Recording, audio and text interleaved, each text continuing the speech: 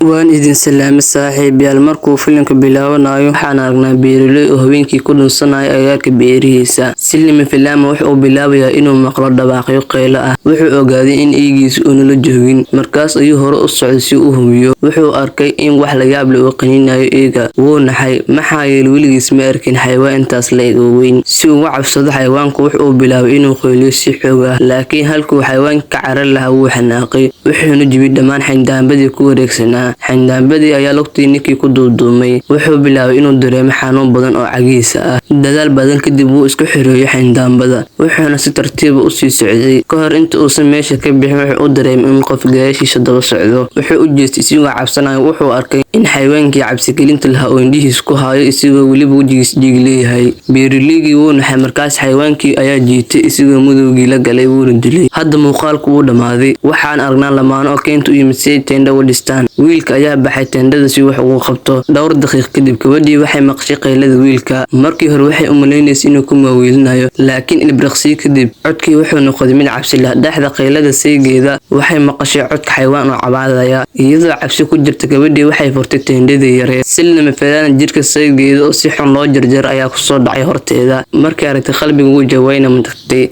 Ma aysan fahmin waxa dhacay, mana aysan garanayn wax ay samayso. Inta aysan wax qorshe sameyn si ay u baxsato, xayawaankii oo weli wejigiisa dhiig leeyahay ayaa soo weeraray wuuna dilay. Qayladeeda iyo codka xayawaanka waxaa maqlay laba nin oo ayagana u yimid keenta si ay teendho uga dhistaan. Nimankan waxay u dhawaadeen teendhada si ay u fiiriyaan wax dhacay. Waxay arkeen doofaar weyn. Mid ka mid ah wuxuu u maleynayay in wax uu sawiranayo. Wuxuu ku yiri, weligii ma arag doofaar sidan weyn. Wuxuu ku yiri saaxiibkii, waxaan u maleynayaa in wax yar qamri qaatay, maxaa yeelay waxaan arkayaa doofaar weyn. Saaxiibkiisii ayaa qorigii gacantiisa ku qaatay, wuxuuna xaqiijiyay in wax uu arkayo doofaar ay yihiin. Markii isku dayay inuu rasaas ku dhufto, wuu seegay sababtoo aragtidiisa ayaa daciif ahayd. Markii uu mar kale eegay, doofaarkii meesha kuma jirin. Kadib markii doofaarka tagay, nimankii waxa ay tageen teendhada, halkaas oo ay ka heleen meydkii lamaanaha. Xaaladooda waxay muujinaysaa in doofaarku dilay, labadoodana way dhinteen.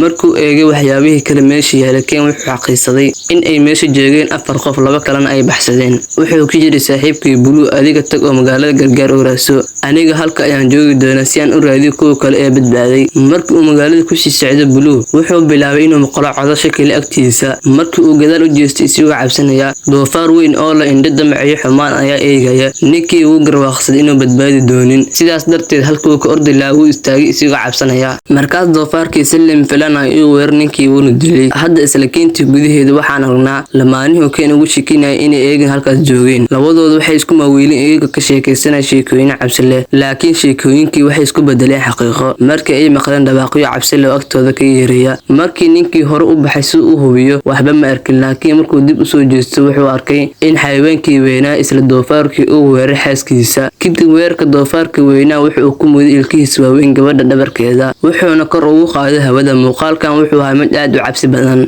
xitaa saygeedu arkay wuu baqay. Waxaa la arkay inuu si fiican u socon karin, laakiin haddana wuxuu isku dayay inuu ka cararo meesha. Isku daygiisii wuu ku fashilmay, maxaa yeelay doofaarkii weynaa ayaa soo weeraray afkiisa, wuxuuna ku jaray qoortiisa jirkiisa. Sidaas darteed lamaanaha waxaa loo dilay si la mid ah kuwii hore. Ken oo halkaas yimid si uu u helo lamaanaha, markuu arkay in ay dhinteen aad buu u murugooday. Wuxuu rajeynayay inuu badbaadin doono noloshooda. Inta ay tani socotay, doofaarkii weynaa ayaa hortiisa yimid. Dhiig ayaa ka dareeraya afkiisa, kaasoo ka yimid dadka uu dilay. Ka hor inta uusan Ken dilin, Ken wuxuu u taagayaa middo uu watay, markaas ayuu muuqaalka go'ayaa. Waxaan aragnaa waa beriga maalintii xigtay, halkaasoo nin gaarigiisa ku socdaalayay dhanka keenta. Inta uu socday si lama filaan ah, isla doofaarkii ayaa gaarigiisa afka ku qaaday wuuna rogay. Sidaas darteed shil xun ayaa ku dhacay. Codka shilka gaariga ayaa si fog u faafay, waxaana la arkay in qoyska walaashiis ay teendho ugu dhisteen meel dhow. Markii ay maqleen, waxa ay gartay in shilkaas uu ahaa gaariga walaalkood. Ninkaas waxaa la oran jiray Bernia. Gabadhii waxay diyaarisaa ninkeeda iyo wiilkeedii ay dhashay si ay u ogaadaan xaaladda walaalkeed. Waxaa la arkay in Beer uusan dhaawac weyn qabin, laakiin gaarigiisa aad buu u burburay. Wuxuu arkay timo agagaarka gaarigiisa, taasoo caddayn u ahayd in xayawaan gaarigiisa uu weeraray. wuxuu isku dayay inuu gaariga ka baxo laakiin albaabku wuu xirnaa si adag markaas ayuu halgamay si uu u furo albaabka Bernie aad buu u carooday wuxuuna gaariga ka soo qaatay hubkiisa wuxuuna diyaariyay rasaasta si uu u dilo xayawaankii gaarigiisii burburiyay halkan labadii wiil ee Bernie raadinayay doofaarkii ayaa hortooda yimid si lama filaan ah ayagoon cabsanin waxa ay bilaabeen inay doofaarku u fiirsadaan si lama filaan midkood wuxuu arkay in doofaarku indhihiisu dhiig leeyihiin taasoo ka dhig inuu dhibaato u keeni karo waqti kasta markaas ay wiilkii cabsi darteed aabihiisa ku tuuray doofaarka hortiisa isaguna wuu cararay doofaarkii wuxuu si naxariis daro ah afkii madaxii ninkii ka geliyay wuxuuna kala jaray madaxa iyo jirka Bernie oo meel fog ka arkaya wuxuu si cad u daawaday wax walba wuxuu arkay doofaarkii wuxuuna si degdeg ugu jeesaday qorigiisa wuxuu ku dhuftay rasaas taasoo doofaarka dhaawacday hadda wiilka aabihiis u horay si u badbaadiyo wuxuu meel fog ka qaylay isagoo la baxa meesha halis baa ka jirta laakiin cidna ma aaminin gabadhii waxay weydiisay halka aabaha joogo wiilkii wuxuu sheegay in doofaar aad u weyn uu weeray aabahoodna uu dhintay laakiin halkaas labadooda way qosleen maxaa yeelay waxay u maleynayeen inuu kaftamayo laakiin ilbiriqsi kadib fikirkaas wuu isbedelay doofaarkii ayaa orday isagoo wiilka af ku qabsaday wuxuuna meesha ka cararay isagoo af ku wadanaya wiilkiina waxaa lagu dilay isagoo wiil afka doofaar ku jira muuqaalkiina wuxuu ahaa mid aad u khatar badan dadkiina way wareereen gabadhii aad bay ugu naxday markii aragtay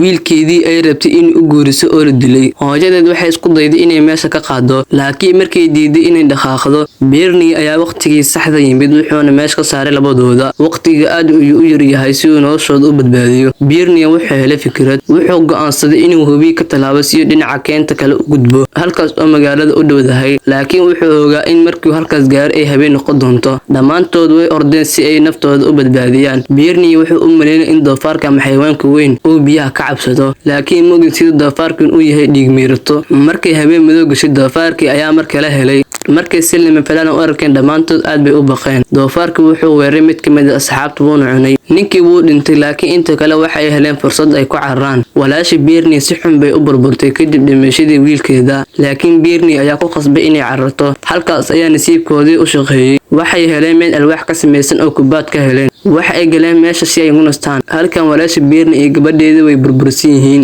ilaa hadda waxay safarkii ku waayeen 3 qof oo qoyska muhiim u ahaa markii Bernie uu misi u taageero walaashiisa waxay ku bilaawday inay dusha ka saarto eeda waxay ku tiri waxa soo dhan adiga ayaa sabab u ahaa inkastoo aad jir weyn leedahay haddana ma aadan badbaadan wiilkayga adiga waxa tahay fuli markaasay oohinta iyo murugada sii socotay laakiin daalkii maalinta ayaa ku dambeeyay hurdo geliyay muddo yar kadib way soo tooseen maxaa yeelay qabowga uu batay Bernie wuxuu go'aansaday inuu banaanka keeno qori si dab u shido si ay kuleel u helaan oo heerkulka meesha kor loo qaado laakiin markuu albaabku furay doofaarkii wuxuu u muuqday mid sugayay in Bernie uu albaabka furo doofaarkii si lama filaan ay u jibiyay albaabkii wuxuuna gudaha u galay gurigii yaraa ay ku jireen laakiin Bernie aad buu uga caraysnaa doofaarkan wuxuu dareemay dembiga dhimashada wiilkiisa agtiisa ku dhacay awgeed wuxuuna xanaaqiisa oo dhan ku shubay doofaarka isagoo geesinimo ku jirto ayuu mididiisa u taagay wuxuuna dhowr jeer qoorta kaga muday laakiin weerkan wax weyn uma yeelin doofaarkii xilligaas walaashi Bernie iyo gabadheedii waxay ka soo baxeen guriga Bernie wuxuu ku yiri halkan ka taga aniga ayaa doofaarka idiga hor istaagaya markay taas maqleen labadooda way carareen Bernie wuxuu mar kale weeray doofaarka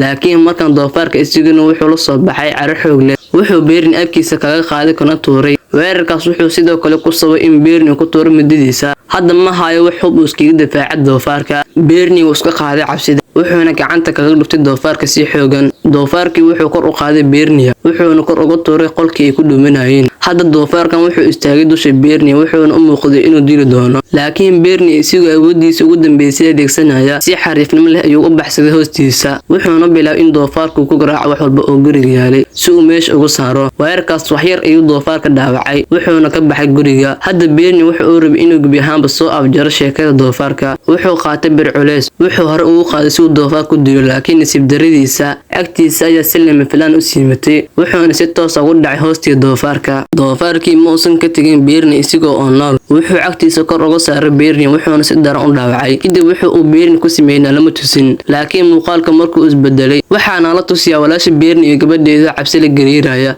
cunto la'aan iyo qabow baa la dagay waxay go'aansadeen inay dab shitaan sababtoo haddii doofaar ka badbaadaan waxaa deeni lahaa qabowga waxay shideen dab laakiin wax yar kadib doofaarkii ay halkaas yimid wuxuu dabkii ku soo jiirtay dadkii aad bay u baqeen xitaa ma aysan fahmin waxa ay sameeyeen si ay uga cararaan bahalkan. waxay isku dayeen inay ku baqtiyaan toosh yar oo gacantooda ku jiray, laakiin midkoodna wax saameyn ah kuma yeelan. doofaarkii wuxuu qabtay lugta walaasha Bernia ka hor inta uusan labadooda dilin. Ilays weyn ayaa meel fog ka imaanaya oo indhahooda ku dhacay. doofaarkii isaguna wuxuu eegay ilayskaas, kaasoo si toos ah ugu dhacay. waxaan ogaanaynaa inuu geeri ahaa oo doofaar ku dhacay si uu u badbaadiyo gabdhahan. magaca gabadha waa Sasha, waxayna ahayd gabadhii odaygii filimka bilowgiisana la tusayay. waxayna halkaa timid iyadoo aabaheed raadinaysa. waxayna u muuqataa in doofaarkii uuna awoodo inuu mar dambe istaago. weerarkaas lafihiisa badan jijibiyey, laakiin weli wuu noolaa. markaas ay walaashii Bernia si ugu argudo qoyskeeda. bastoolad ayaa ka qaaday gaariga Sasha, waxayna bilowday inuu ku rido xabado, laakiin doofaarkii weli ma dhimin. markaas ayay gabadheedii bastoolada ka qaaday, waxayna beegsatay isha doofaarka. kadibna waxaan aragnaa doofaarkii oo dhacay, wuxuuna joojiyey dhaqaaqii. waxaa laga yaabaa inuu dhintay. dadkii mar dambe khatar u dulqaadin kari waayey. si dhaqso ay u fadhiisteen gaariga Sasha, waxayna isku dayeen inay meesha ka baxaan. inta ay jidka marayaan waxa ay arkeen Bernia, kaasoo qof walba u haysta inuu dhintay, laakiin wuu dhaawacmay oo aad bay u liidatay xaaladiisa. dadkii waxay meesha uga tageen iyagoo u maleynaya in doofaarkii la dilay. khatarna meesha ka baxday, laakiin wax walba ma aysan fududeen, sababtoo laba doofaar kale ayaa weli eegaya iyagoo duurka sii maraya. waxa ku dhici doona kadib waa su'aasha qarsoon ee filimkeena lagu soo afjaray.